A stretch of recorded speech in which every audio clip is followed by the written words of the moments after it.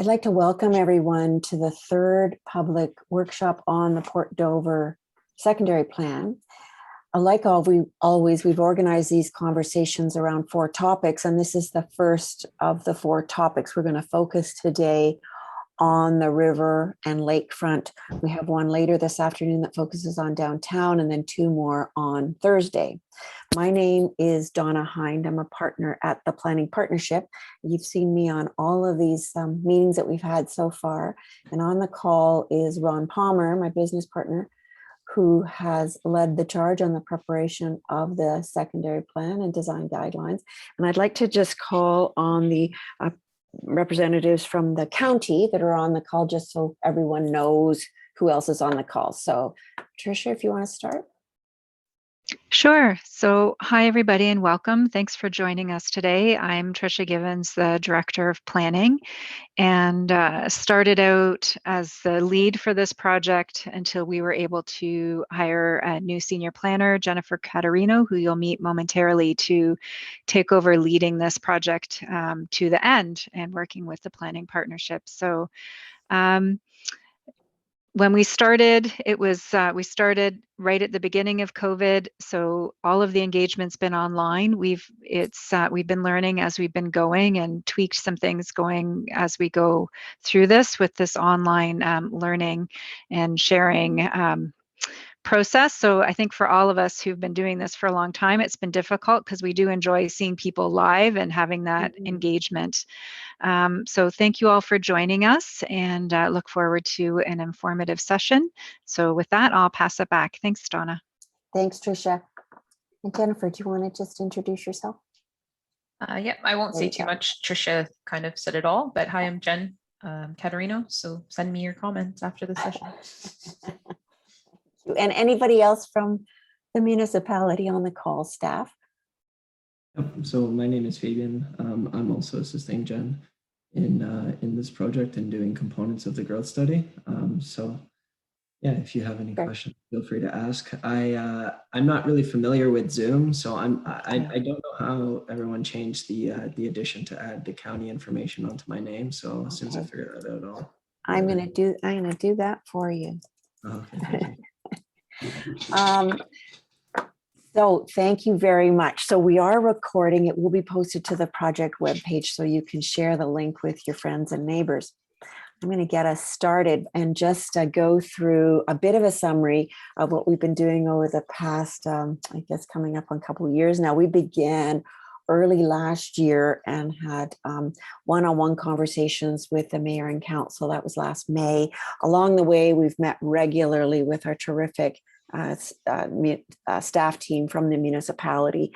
We presented to council some of our thinking about directions back in August of 2020.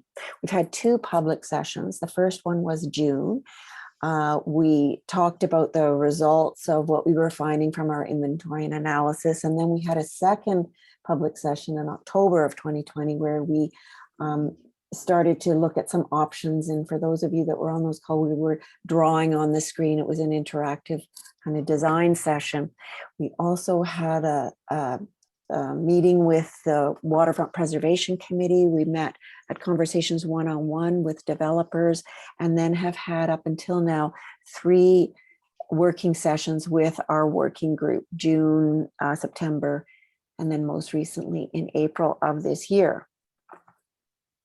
We are today going to walk you through the content of the secondary plan, focusing on the river and lakefront. And Ron's also going to talk a little bit about the design guidelines. Both documents have been posted online. So with that, Ron, Donna, sorry, Donna, before you go, if we could just ask for everybody else to mute themselves. I find if everybody's muted, it's just a little bit easier for us to hear. I'm just hearing a little bit of feedback. So if you haven't already, okay, if folks could just mute, that would be helpful. Thank you. Yeah, thanks, Tricia. I think I see everybody, but Robert, if you can mute. If I can find where I can't do. Okay, for some reason I can't see us anymore. Okay, maybe because I'm sharing the screen. You know what, Robert? I can go ahead and mute you, and then thank you. You can let me know if you can't unmute yourself. I will also say that people are welcome to share some comments in the chat box. I'm not going to be monitoring it actively during the conversation, during the meeting, but it will become part of the record of the meeting. And then we'll be summarizing everything we hear on the chat box as well. So with that, I'll keep an eye just to make sure everybody's muted and their microphones off. Okay, over to you, Ron. Thanks. Thanks, Donna. I'm going to talk a little bit about what's in the secondary plan, and then I'm going to focus on the urban waterfront, Silver Lake, the river valleys, as well as the Lake Erie shoreline. But it's important to start off a discussion about a secondary plan, about what a secondary plan is. And the secondary plan is a pretty detailed land use and policy framework that is intended specifically to guide future growth within Port Dover. It is a formal part of the Norfolk County official plan.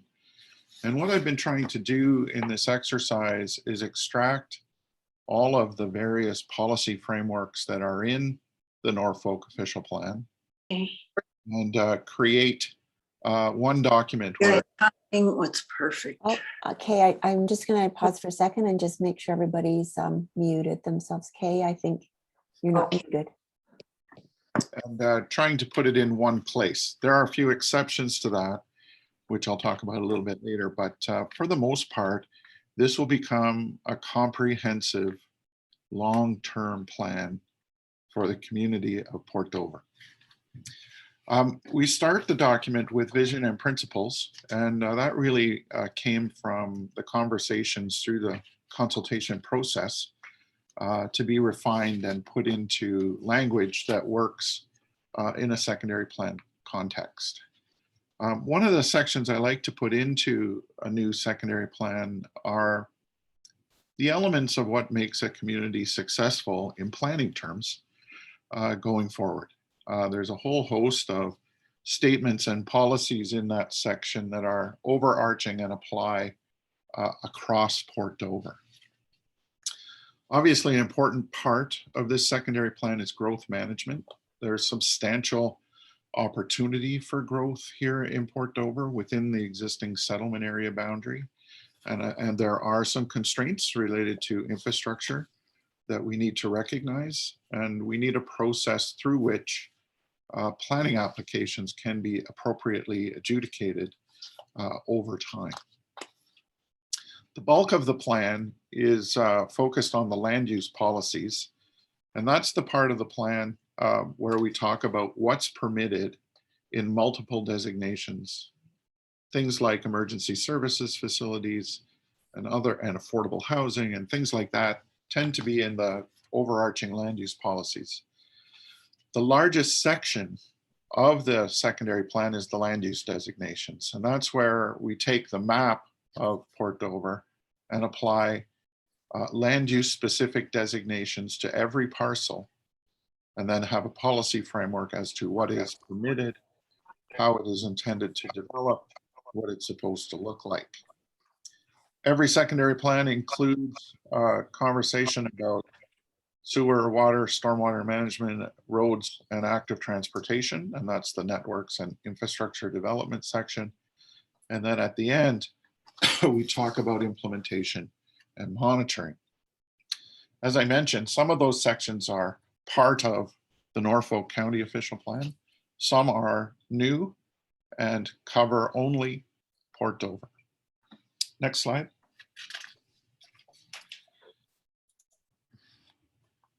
In addition to the policy framework, we do have a number of schedules, a number of maps. We talk about the community structure, and that's really linked to growth management. Different elements of the community are expected to accommodate different levels and types of growth. Schedule B is the land use schedule, where I apply the land use designations throughout the municipality, the community. And then Schedule C is the roads plan, and Schedule D is the active transportation plan. And that's the plan where we talk about bike lanes, bike routes, trail networks, and so on. The secondary plan also refers to and includes 3 appendices. An important one, Appendix 1, is the Port Dover Design Guidelines. I am going to talk a little bit about what's in them. Appendix 2 is the Cultural Heritage Resources. It's simply a map that identifies the designated and listed cultural heritage resources within Port Dover. And then we've added a 3rd appendix that talks about urban forestry, types of trees, how they are to be planted, where they should go. Next slide, please. So this would be Schedule 2, which is the land use plan.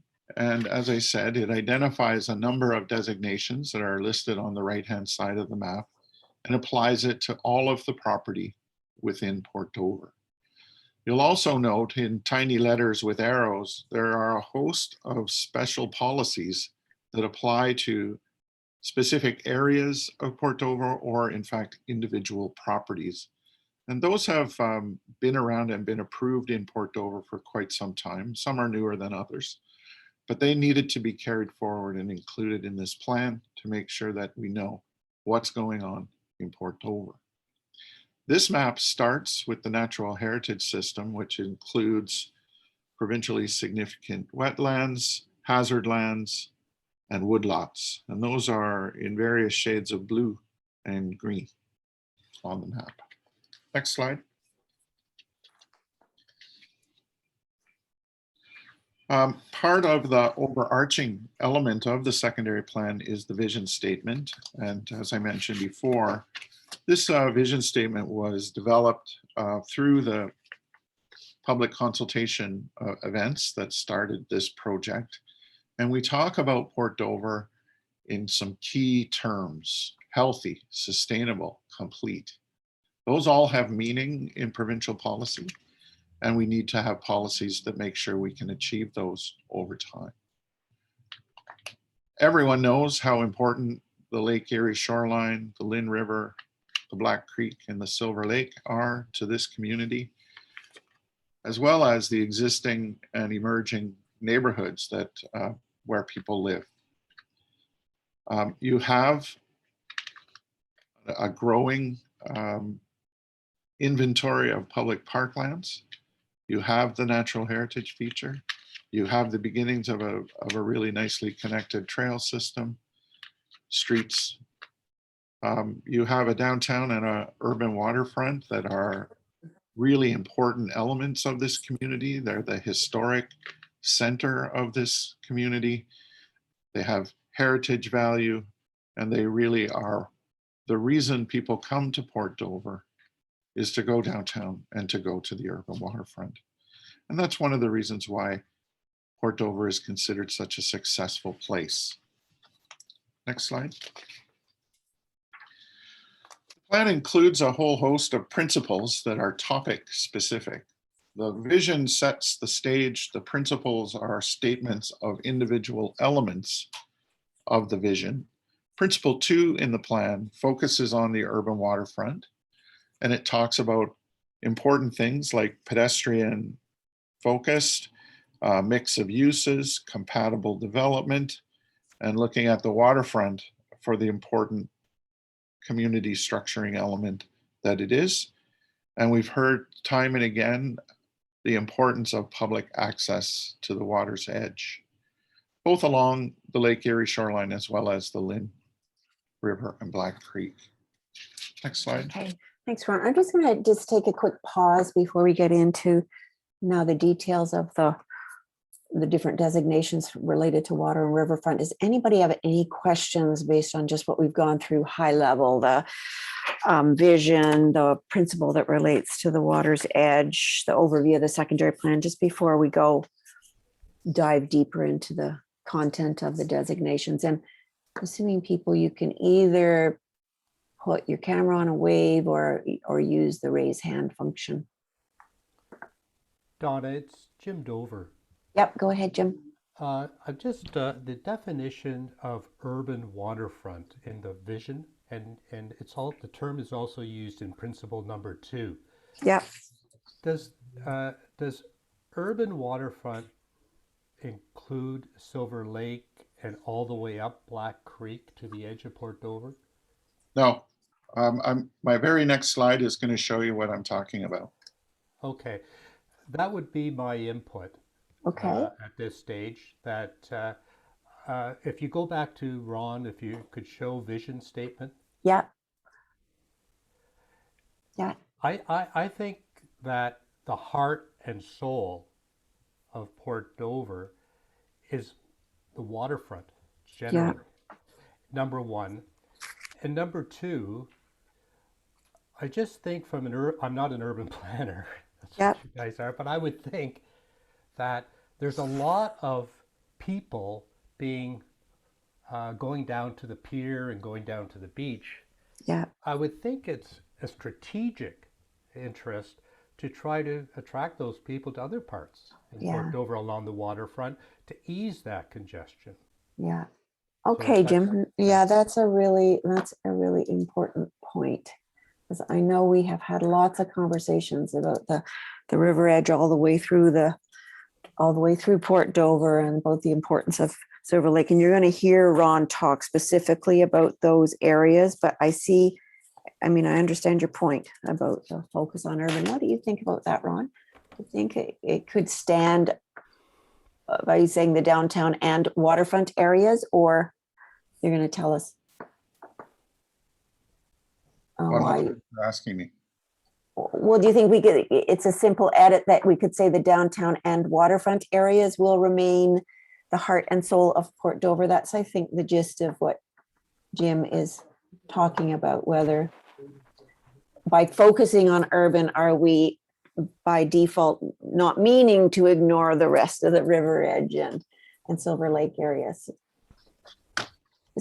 So Jim, you know what, let's see when Ron gets into the discussion of how the policies are worded, and we can come back to that to see if it's reflecting the importance.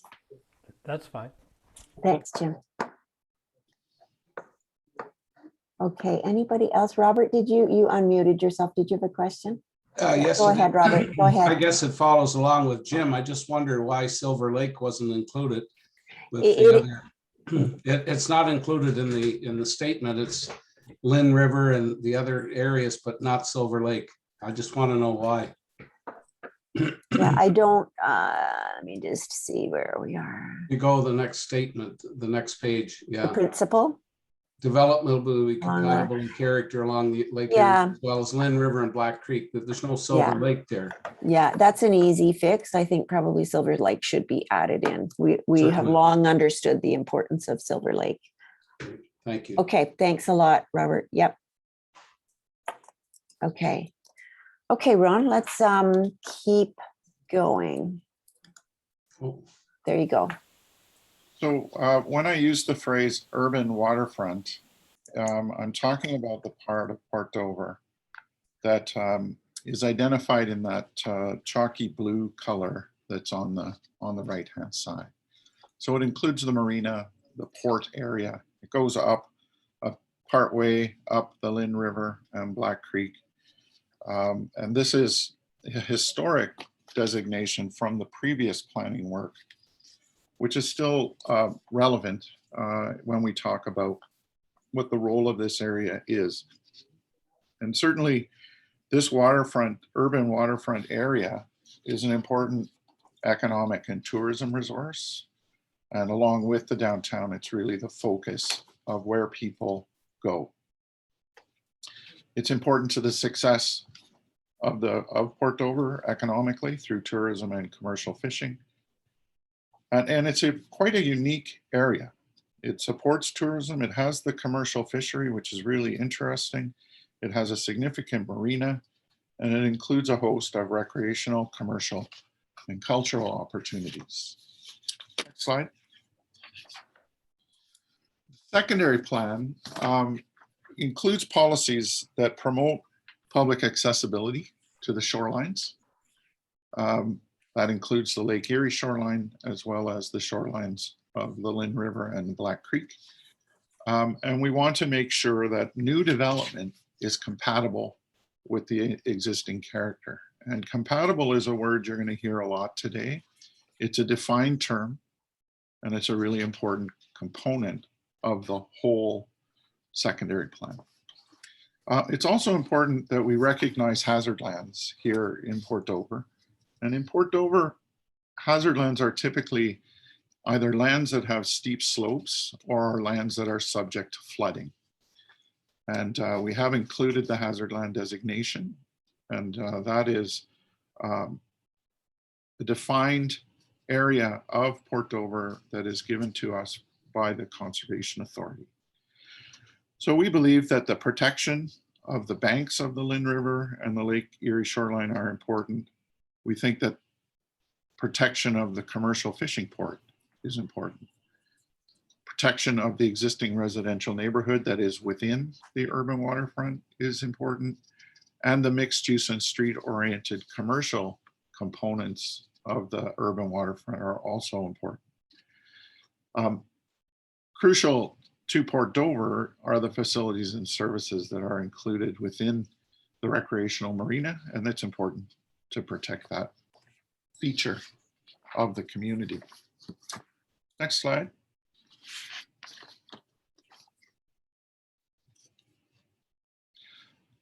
In terms of a secondary plan in the designation urban waterfront, Port Dover urban waterfront, one of the first things we talk about what's the intent of the designation, then we talk about what the permitted uses are.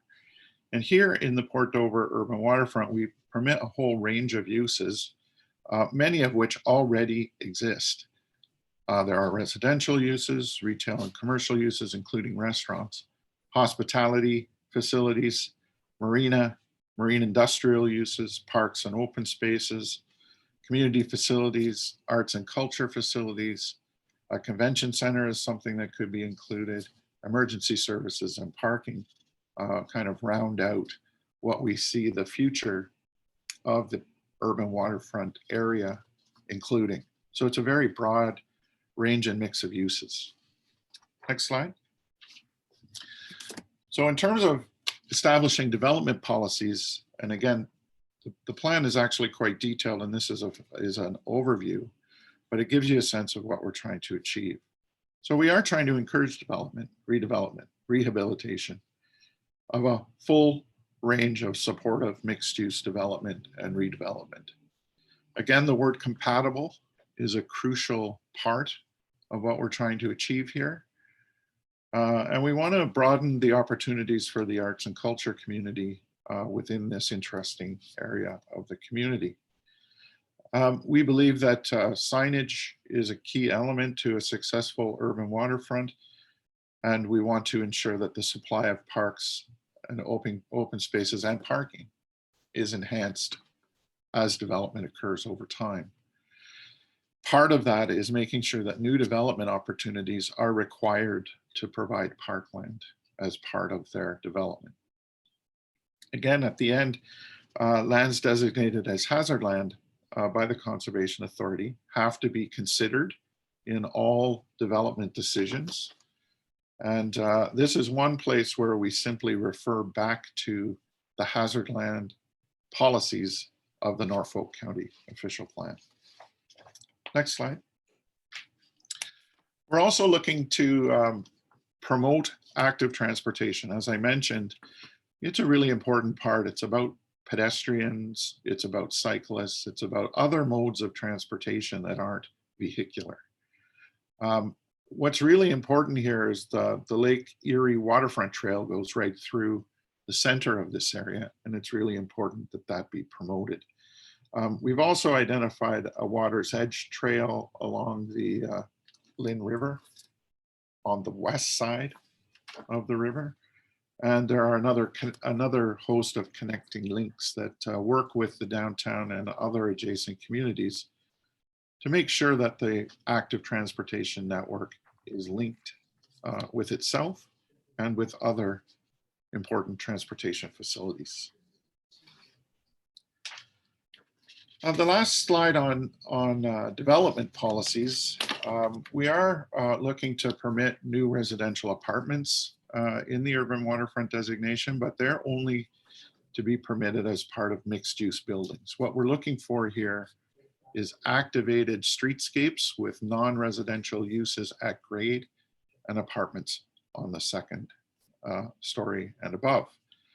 In terms of outdoor storage, really that only is permitted as part of the commercial fishing port or the marina.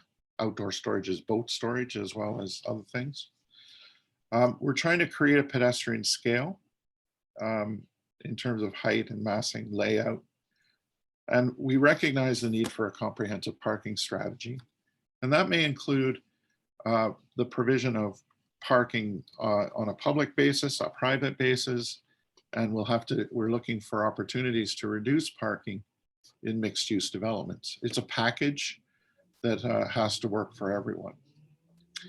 We're looking for encouragement of a Port Dover urban waterfront business improvement area, and that ongoing municipal expenditures on public realm enhancements would then be pursued in cooperation with the BIA, with public and private landowners, and with the community in general.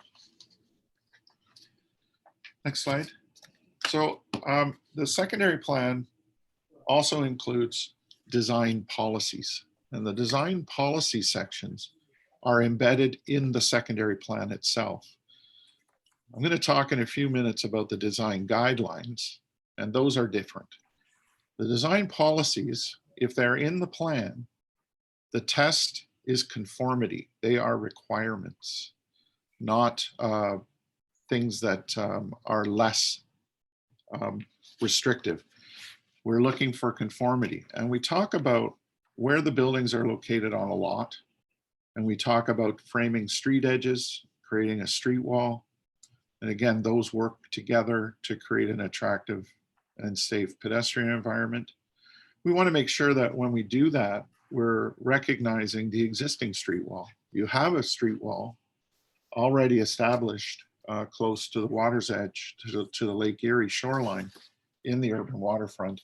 And it's a good starting point going forward. Again, we want to make sure that the at-grade uses have doors onto the street and that they have transparent ground floors. That means that they're not blank walls, that you can look in, that there are retail, service, commercial uses, restaurants, and those kinds of things that activate the at-grade context. Again, we talk about active transportation and vehicular transportation, and they have to be accommodated on the street network that we have. And that has to work well with the pedestrian environment, which is really important down here, especially when things get busy and there are people and cars everywhere. Next slide. The design policies spend a fair bit of time talking about how parking areas and parking lots are to be dealt with. That's because parking lots are not just leftover space. In Port Dover, they are a key element of this district and need to be properly dealt with. So we're looking at ways to minimize their negative impact, visual impact on the streetscape, recognizing that they need to be there and they need to be dealt with properly. So we talk about what they look like, how they feel, and how they're accessed from the street network. Certainly there's opportunities for sharing of parking areas between multiple properties, and that can dramatically, it can do two things. It can dramatically increase the supply, and it can also improve traffic and access efficiency. Something that we have to start thinking about is access for bicycles. If you're going to have a robust active transportation system, you're going to start needing places for people to park their bicycles, either on a short-term or a mid-term basis. Next slide. In the existing policy framework, and something that I've brought forward into this plan, are a couple of special policy areas. The first one I'm going to deal with is called the Lynn River and Black Creek Special Policy Area. And that's really the northern part of the urban waterfront. I don't know if you can circle that, Donna, but This part in here? that's correct. Yeah. And it has a set of special policies that deal only with that area. It's recognized that it's an important artery for marine traffic. It has a potential to support a whole host of uses. Of course, recognizing that there is marine activity there that needs to be continued and enhanced. We're also fully aware of the flooding risk in this area, and that's a very, very important part of any consideration related to future development. We have to be able to work with the Conservation Authority and ensure that the risks associated with flooding are appropriately dealt with. The goal here is to make sure that this part of the urban waterfront is really well connected to both the downtown and the southern part of the urban waterfront. It's also important that it's connected to the Silver Lake area, which is another special policy area that I'm going to talk about in a minute. Next slide. Key principles for the Lynn River Black Creek Special Policy Area is, again, compatible development, need for special building design to ensure that compatibility, making sure that we can get access to the various properties if they are to be developed, and of course, the provision of adequate parking for any new forms of development. Next slide. Another special policy area is the Dover Wharf site-specific policy, and that deals with the development that is ongoing right along the river's edge south of the downtown. The next one is the Silver Lake Special Policy Area, and this is an interesting one. It covers a fairly large area on the western side of Silver Lake. And the way that it's phrased today, it's an area in transition. It has accommodated industrial uses, and it also performs an open space function. It certainly has the opportunity to link the downtown through the Lynn Valley Trail and ensure that it remains as a public resource in the long term. The goal is that it become an open space and recreational area as part of Port Dover. Next slide. For this particular special study area, the list of permitted uses is pretty limited, and it's passive and active open space and recreational uses, public or private commercial recreation facilities, small scale commercial, including a farmer's market, limited residential uses such as seniors housing, lifestyle communities, residential care, and other institutional uses. This is a policy framework that comes from the existing official plan. And at this particular point, we're not really promoting any fundamental changes. We think that the policy framework that is there works well for what we envision happening here. Next slide. As I mentioned a couple times, the hazard land element of this plan refers back to the Norfolk County official plan, and it's really a restrictive policy framework that requires recognition of the steep slopes or flooding hazards for all the areas on the map that have a vertical hatch on them. And it covers a significant amount of area. It covers the entire Lake Erie waterfront, and it goes up both sides of the Lynn River and Black Creek, and it covers virtually all of Silver Lake, including a provincially significant wetland up at the north end. So this is a very important designation, and it's quite restrictive. And the purpose of that is to ensure that the risk of flooding or the risk associated with steep slopes is recognized and that these areas are protected. Next slide. As I mentioned, in Appendix 1, we have included the Port Dover design guidelines. And these deal with much more specific design elements related to site organization and actually how the buildings work and look. What is important, and I mentioned this before, is whereas the design policies, the test is conformity, here with design guidelines, they are inherently flexible. And the test here is to be consistent with the design guidelines. It doesn't mean that absolute conformity is required. On waterfront sites, we do talk about site organization and building massing. We're looking at a maximum of 4 stories with a step back above the base building wall. And we're making sure that we have ideas about how buildings transition to other forms of development that may be substantially lower. Next slide. We talk about how buildings adjacent to the water's edge should behave. We're looking at active uses at grade. We're looking at building entrances facing the water's edge, the transparency elements, and particularly for residential units, we're looking for walkway connections and a pedestrian zone along the waterfront edge. We're also looking for design strategies related to the buildings themselves, how the roofs look, what their architectural details are, and so on. Next slide.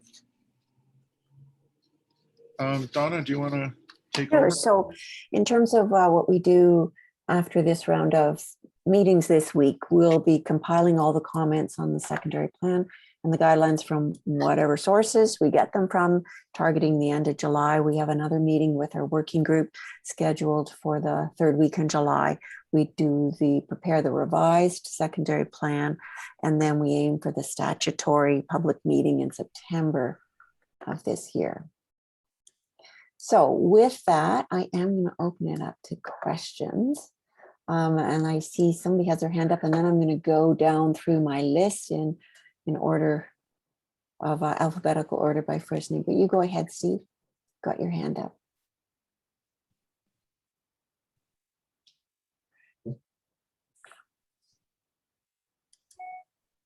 You just have to unmute yourself.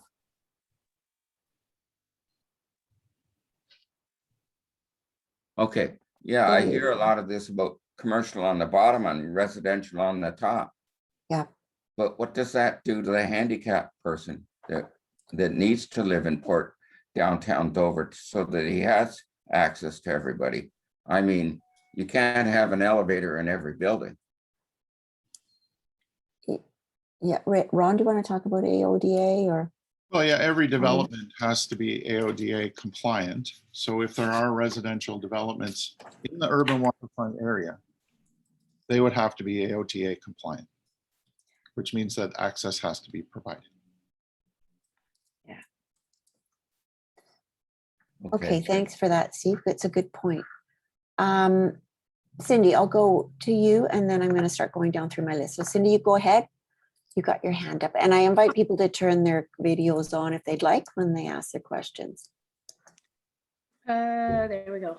The property that's beside the wharf to the west of the wharf is currently on the MLS. Now that property is directly going to stop any flow from walking from the pier in front of the wharf. And my belief was the wharf was built with the understanding that people, general public, would be allowed to walk in front of the wharf to get to the next parkland, or sorry, the next walkway in front of the Harbor Museum. But with that being on the market, how is that going to put a damper on anybody, on the purchaser, making that unavailable for people to continue that walkway?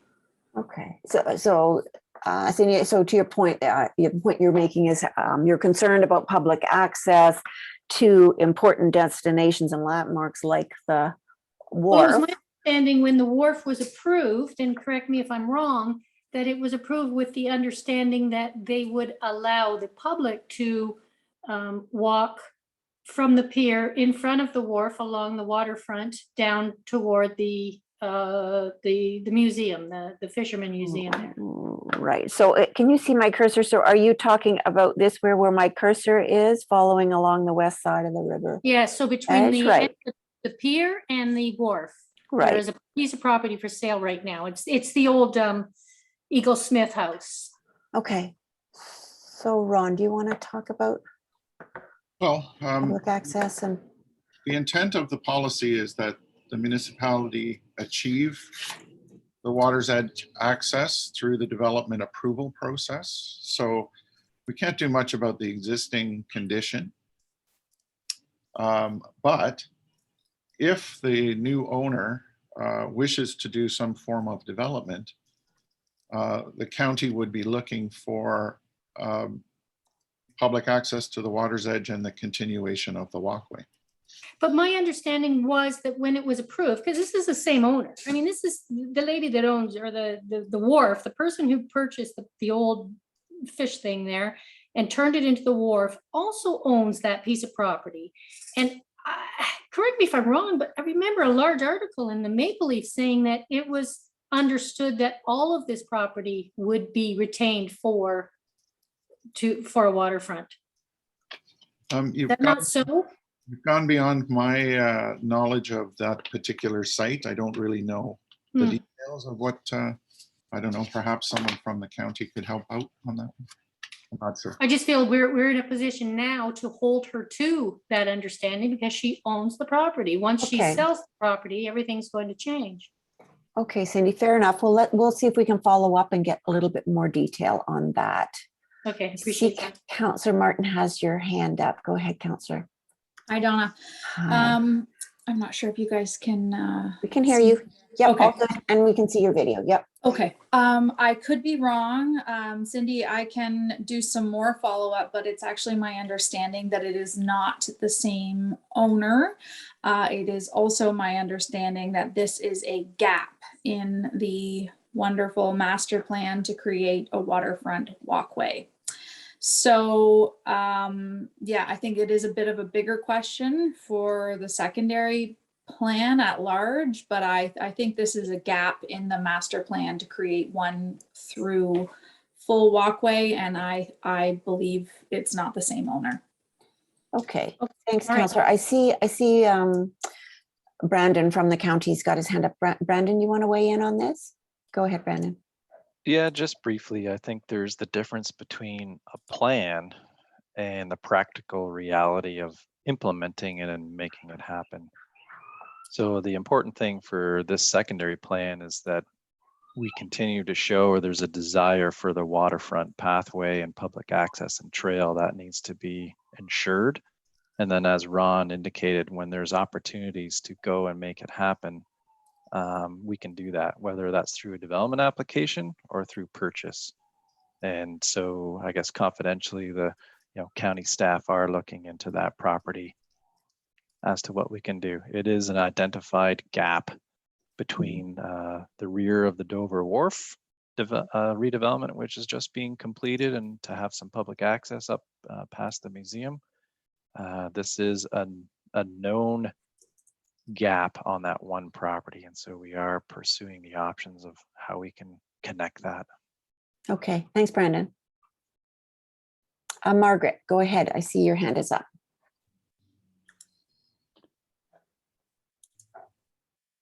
Yes, go. thank you very much.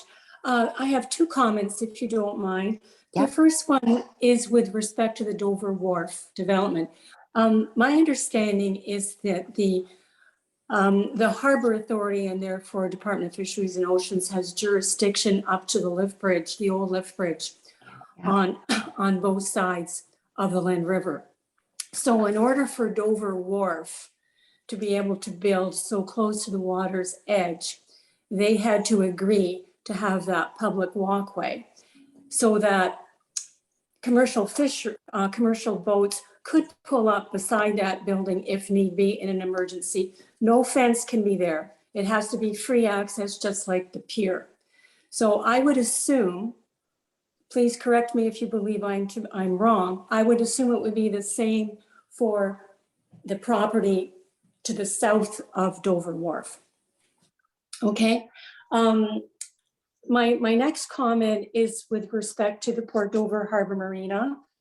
I understand it's 6.2.1 right at the beginning of the waterfront designation, that it is, the document is stating regarding the protection and promotion of the facilities and services of the recreational marina.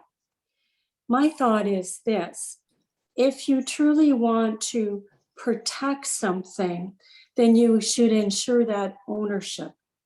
So I would advocate that the county consider not accepting any,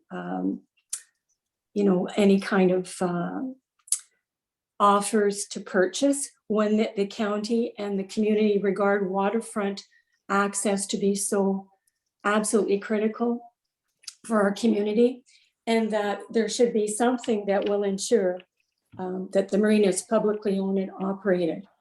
That's something that I think should definitely be considered. Thank you. Okay, thanks, Margaret. Thank you for that. I see, sorry, Marion, do you have your hand up? Marion, go ahead.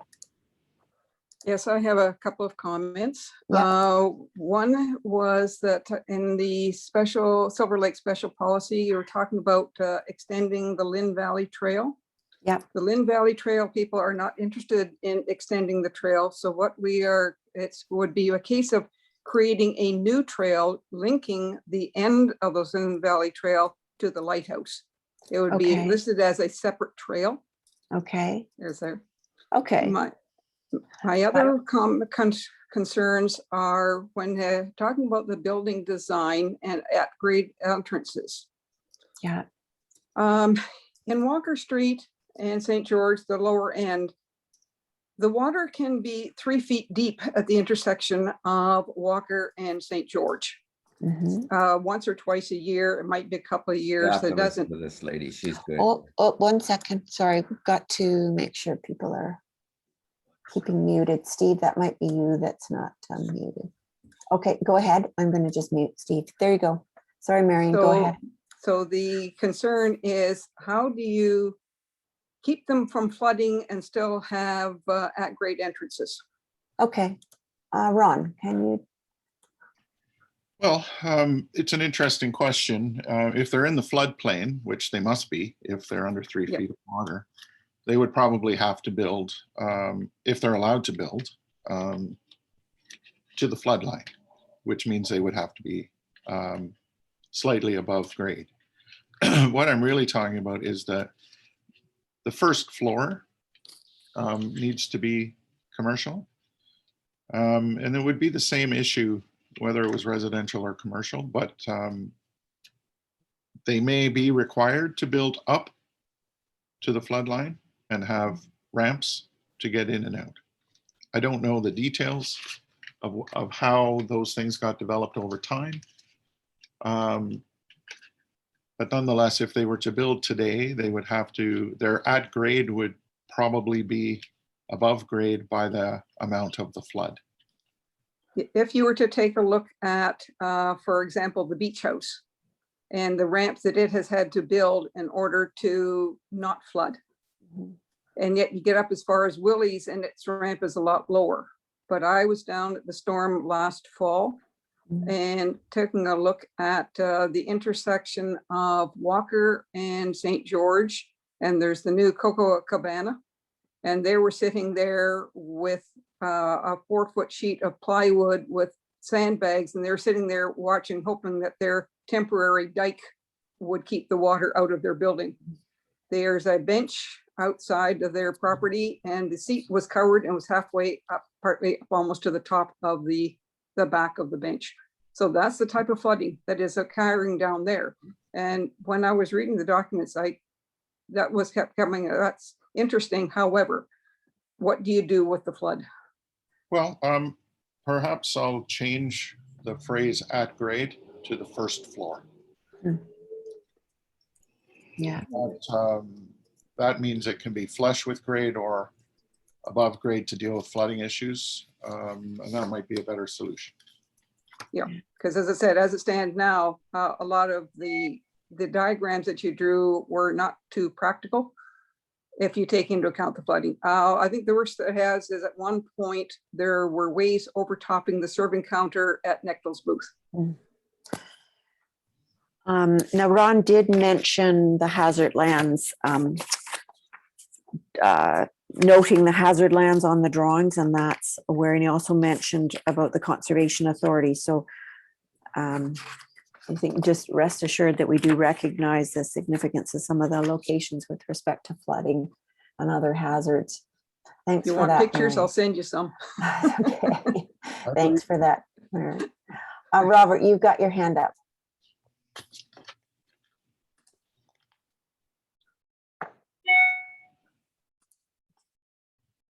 Robert, do you want to, I'm just gonna see if you can unmute yourself. There. There you go. Yeah, good. Sorry about that. And I moved the cursor over and it disappeared. Back to Silver Lake. I'm a little confused why Silver Lake isn't with the waterfront and why is it separated? Is there any reason besides the only thing I could see, sorry, is the parkland aspect of it. Is that the reason? So as I understand, then I'm going to give it back over to Ron, Robert, but what I'm seeing, the way Ron has identified the urban waterfront is where my cursor is, this dark blue area, and you can see that it overlaid over existing uses.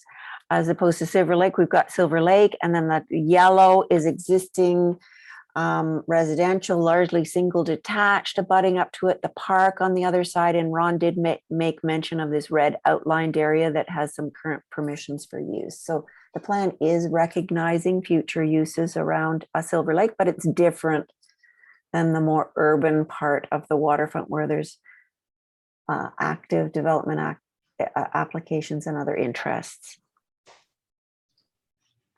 Okay, the second part of the question is, as you know, the Lions own the majority of the property along that area. Yeah, where the park. Yep. Yeah, most of the green area there, but not all of it. Yeah. But we, in full disclosure, I'm the past president of the Lions. So we've been talking about what protection is there in the future if the Lions went broke, for instance, which I no fear of that at the present time. I mean, we're very active, but there have been clubs closed. And what protection is there that doesn't all become condominiums and you know, future development instead of leaving it as parkland? Okay, fair enough. Ron?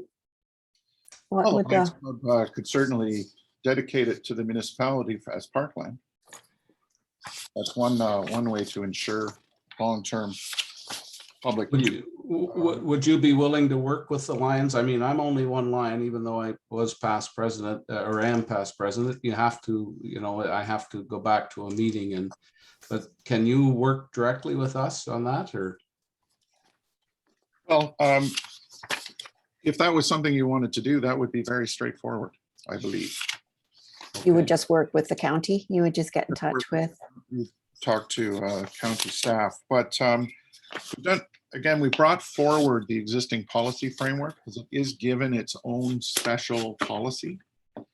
And it talks about what that area is supposed to be in the future. It does leave the door open for some forms of development, institutional and limited residential, seniors lifestyle, residential care. However, it's really as the owners, and I assume you're the owners, the Lions Club. That's correct. You have the ability to make sure that it stays in the current policy framework indefinitely. Right. As the stewards of that property. Or if you're concerned about it, you could, as I said, dedicate it to the municipality as public park. Mm-hmm. There's a couple of options there that you could pursue. But you guys are currently the stewards of the land. And, yes. And I don't hear you clamoring for development permissions. You could ask us to remove those limited permissions from the existing policy. Well, how the limited conditions at the present time that are on there are going to be in the secondary plan are fine with us. We just wondered how strong are they if down the road, and I don't know, I'm gone, you're gone, we're down the road 40 years and they decide that we're going to let that be developed. They can go to any, they can, if we sink a lot of money into Silver Lake, for instance, and make it what we plan to do or hope to do in the future, you know, what's the protection? Like, So it stays a park. Yeah, it sounds like Ron is saying get in touch with the county and talk about dedicating it. There's a host of things you can do. Be the owner forever and be the stewards of the property. However, if the Lions Club were to sell it to a private landowner, there's nothing to say that private landowner could not come to the county and look for an official plan amendment. Yeah. To facilitate some forms of development. That's absolutely true. Mm-hmm. However, you know, if you're selling it, you could put constraints on the sale, but that's cumbersome. Mm-hmm. You're better off. The best steward is probably the municipality, the county, or the conservation authority, or some other public agency. Although you guys are doing just fine today. Right. Yeah. Okay. Well, I guess that answers the question. I was just wondering how much protection the secondary plan gave us, but not much really is what I'm getting out of yeah, it. the secondary plan is the secondary. If it gets sold to a developer That's or right. something. Yeah. That's right. Everyone always has the right as a property owner to promote an official plan amendment and rezone. Okay. Okay, thanks, Robert. Jim, I see you got your hand up. Go ahead, Jim. There you go. All good. Hi, Donna. How are you? I understand that this session is being recorded, so I just want to take it, just put on record that that I'm speaking on behalf of the Port Dover Waterfront Preservation Association. Yeah. And the association is leading phase 1 of the revitalization of Silver Lake. Yeah. It's a community-driven initiative. It has a number of community organizations involved, including Port Dover Board of Trade, Port Dover Lions, Long Point Biosphere Reserve, amongst others. Mm-hmm. And the project is actually the surface area of Silver Lake is 35 hectares, is 25 hectares. Mm-hmm. The Silver Lake Park is 10. You put those two together, basically we're the second largest development in Port Dover.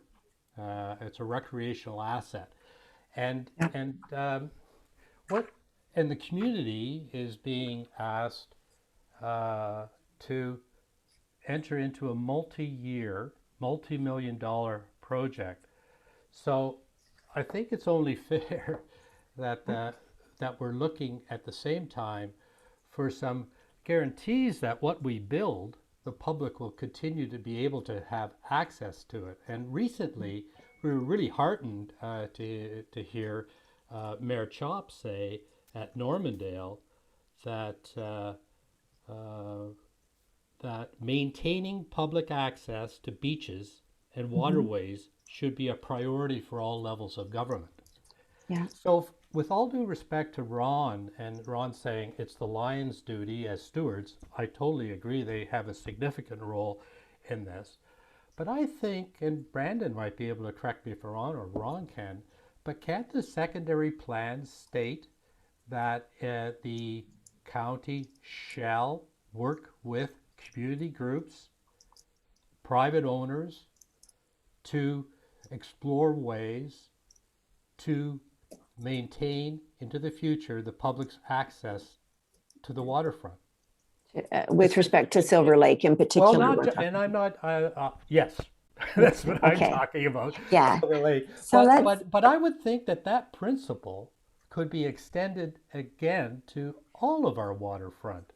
Yes. And I don't see that there strongly expressed there. And I'll just Okay. point to another thing. I see in the secondary plan, and I think I'm talking personally now, I see goals set for affordable housing. I think that's excellent that they're seeing specific goals. Well, why couldn't we see specific goals set in the secondary plan for open space? Okay, let me get Ron to weigh in on this, and then we'll see if we need Brandon too. But so your first point, you want to know why the secondary plan can't be more definitive, giving direction to the county to say they shall work with community groups to explore ways to maintain public access, public use of those facilities. Ron? Well, And the second plan do anything more? We use language very specifically in the secondary plan. Shall work with is sure, that can be in the policy, but what does it mean when it doesn't work out? We can include a policy in the special policy for Silver Lake that says exactly what you said. And if the Lions Club is happy with that language, then it should be no problem including it into the plan. My objective is to make sure that there is the opportunity to do that. It is designated in this plan as open space, which is public. However, as I said before, if the Lions Club were to sell it with no restriction on it, then a new owner could always apply to amend the plan. And that's a right that any landowner has. It's very difficult without the approval and agreement of the owner to include those policies. But I'm happy if the Lions Club wants to work with us on wording in the special policy framework that talks about working with other stakeholders, with ensuring long-term public access, all of those things you mentioned. And if the Lions Club, as the owner, is happy with that, absolutely we can put it in. Well, I think that would be a great addition. It does exist elsewhere in the secondary plan where, and so there must be, in those areas, there must have been some perceived value. The other question I have is on the drawing of the map, and I'm wondering if you could put up the land use designation map, Donna, that might help us. Yep, there you go. Okay, if you could zoom into the southern portion of Silver Lake. So just right down in here? Yeah, yeah. Okay, I think we had, let me just see, I think you had that on a plan, on a slide. No. Does this help? That's a down little in bit. here?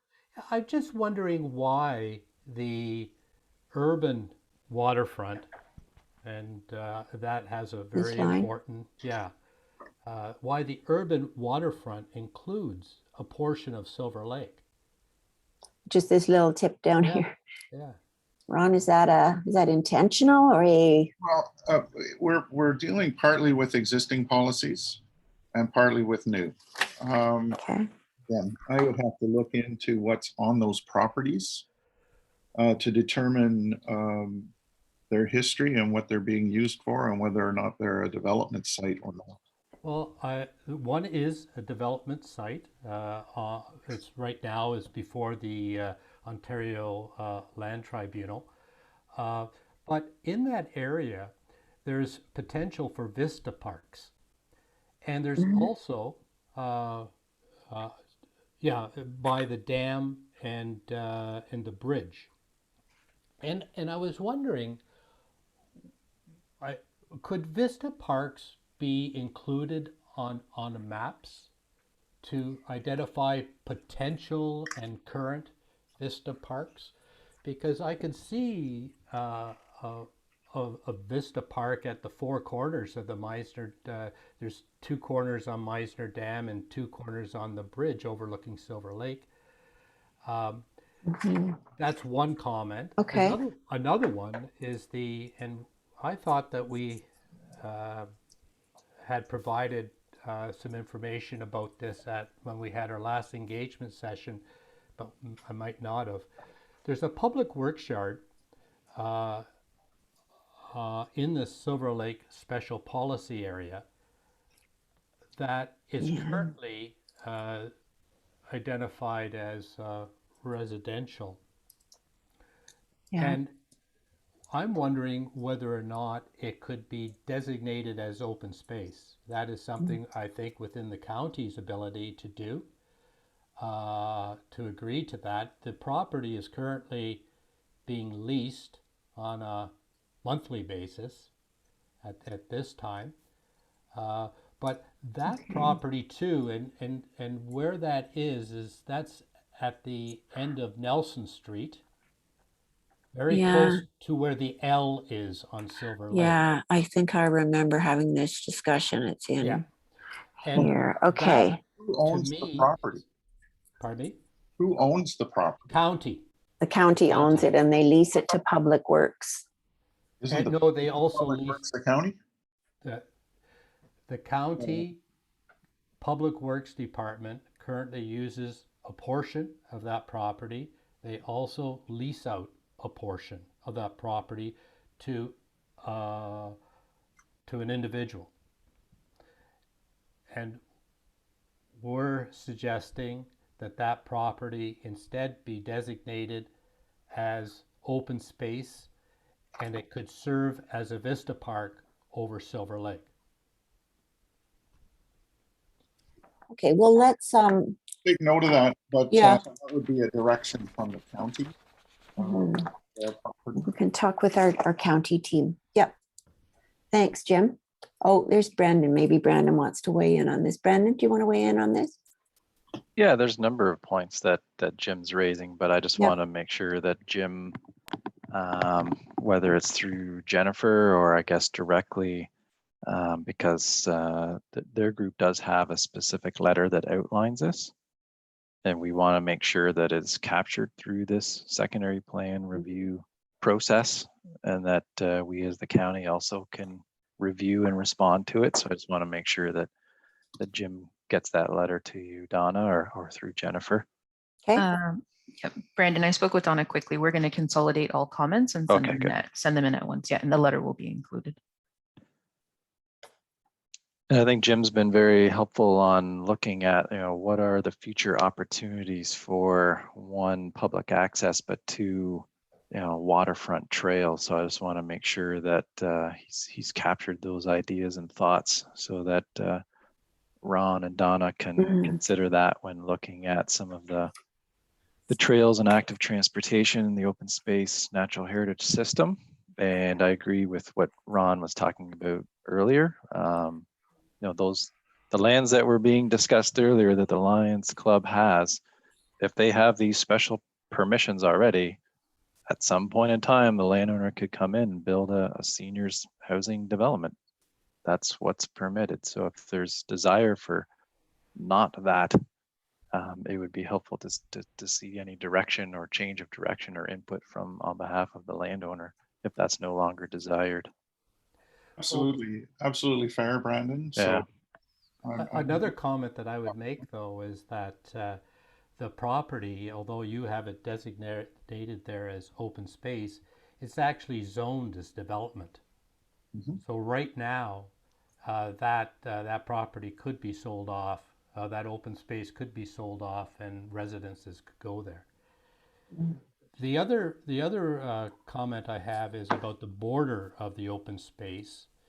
I'm wondering why it does not follow the actual property line as owned by the Lions Club.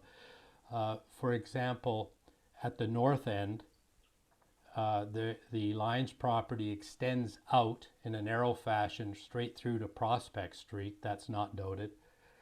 And also the Lions property extends through that blue area as well over to Lynn River. And that, I think, would be worthwhile also including it as part of the open space? Well, we wouldn't include anything blue in open space because blue is more restrictive than green. Well, it's it's just that we don't know the current state of Silver Lake. That's going to be all revisited as the studies that are required to delineate the boundary of the provincially significant wetland. Okay. The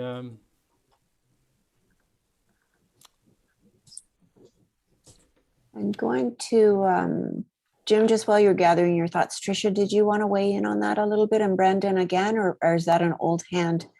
And then Steve, I'll get to you in a second. I do want to get to people that haven't had a chance to share any thoughts yet. So I am going to go from the raised hands back to my list to just call out people just to see if they want a chance. Tricia, you go ahead. Oh, Tricia, we can't hear you.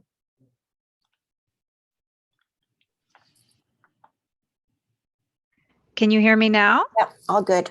Perfect. Okay, so I just wanted to give some clarity. So showing here the Silver Lake lands that are shown as green. So right now in our official plan, those lands are actually designated as urban residential and zoned D. The proposal here is to change the designation, right?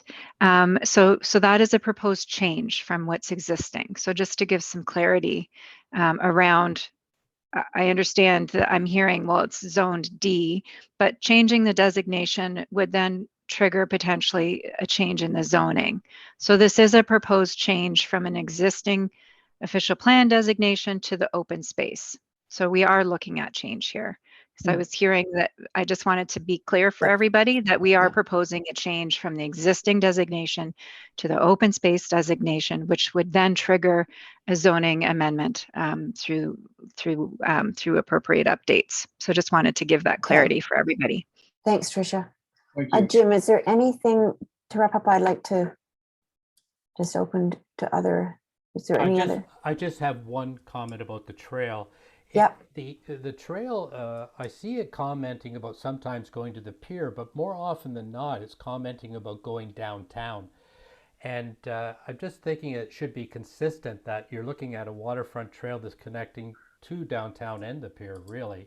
Yeah. So I think that's just a bit of a catch. And also, there is the potential of the trail going along the shoreline of Silver Lake to connect the end of the Lynn Valley Trail to Meisner Dam. And so that is also, actually, that's the plan A for our, for the trail. Now, did we pick that up on the active transportation drawing, Jim? I'm looking at. It has the trail going through the neighborhood, and interestingly, it doesn't have the trail going through Meisner Landing. But I guess we'll hear about that at the outcome of the Ontario Land Tribunal. Okay, thanks, Jim. But I just wanted to comment about it connecting to the pier, because more often than not, it's saying connecting to downtown. Okay, thanks, Jim. Thank you. Let me go back to my list. I want to make sure I call out a few names of people we haven't heard from. So, and you don't have to unmute yourself if you're here primarily to listen. So I have Catherine, and then I have Deliet. It might be D. Elliott. Eldon, did you want to share any thoughts? I'm good for now. Okay, thanks, Eldon. I have a J. And then Judy.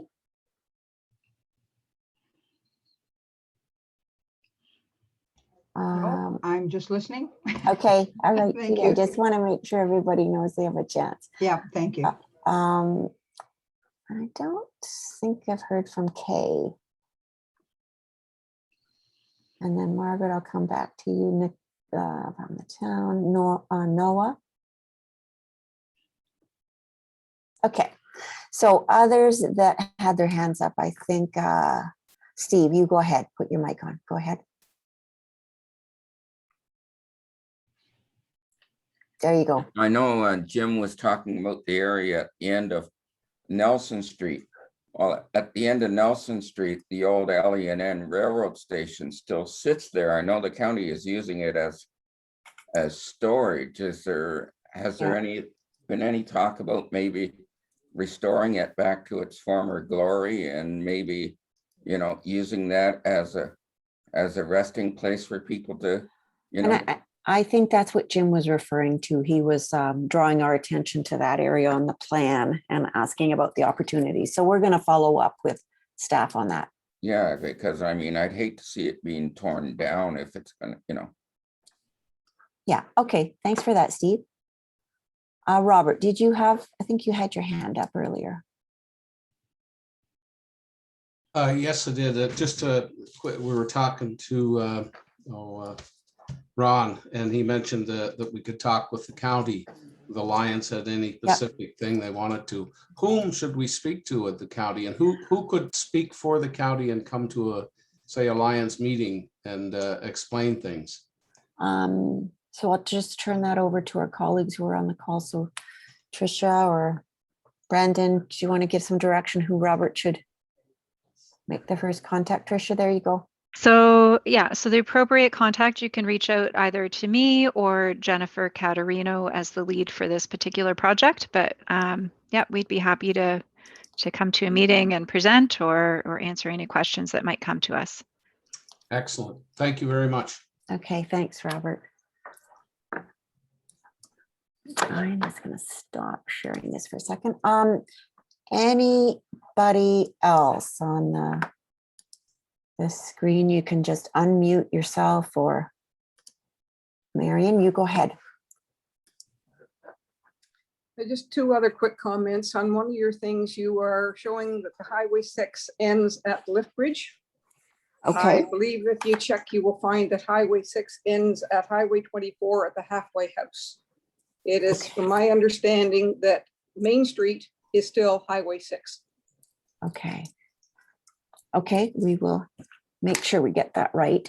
Okay. And the other comment you were saying about Normandale, about doing the beach, most people don't realize, but the only public beach in Port Dover is the 66-foot wide right away at the end of Walker Street, Grace Street, Regent Street, Inkerman Street. All the rest is pretty much private property. So in your drawings, when you showed that you could put a road, you could reroute and you close off part of St. George Street and have a road across parallel to the water between the end of Walker Street and the pier. Oh, you're talking about one of the drawings that we did, one of the hand drawings. Yeah. Right, yes, right, yes. And that actually crosses all private property. Yes. And that could be fenced off at any point that they wish to. The point, though, for that drawing is that if there is to be new development, it would be a requirement of development to have that road dedicated to the county. Okay, that's what I was wondering. And also they would have to realize that they would have to build that road such that it could flood. Yeah. Thanks, Marion. Okay. Roads already flood, apparently. Oh, yes, I know. I know how to do that. It undermines too. Margaret, you've got your hand up. Yes, thank you again. I guess my final comment is regards semantics and the continuity of language in the document. There are words such as lakefront, riverfront, and beach. And I'm wondering why it's not all classified as waterfront. Yeah. Ron, was that? Well, the waterfront would include lakefront, riverfront, and beach. It could also be lakefront. We can have a look at harmonizing the language. I'm trying to be a little bit more descriptive about what I'm talking about. That's all.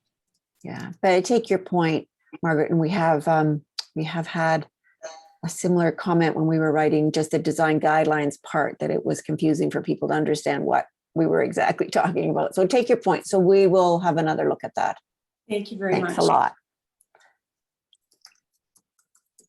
Okay. So I'm just going to lower those two hands. Anybody else? before we wrap up? It's just coming up on 2:30 now. Happy to stay on as long as there are questions, but I'm not seeing any mics going on, hands going up.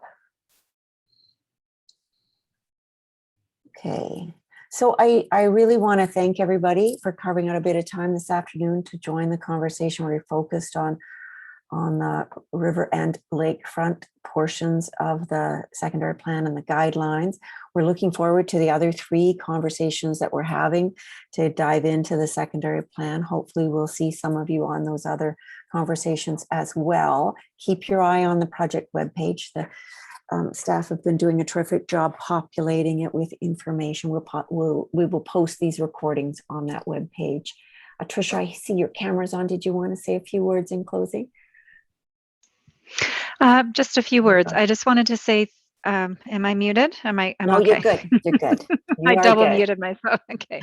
I wanted to say a sincere thank you for folks for having some really good input and some really good conversation.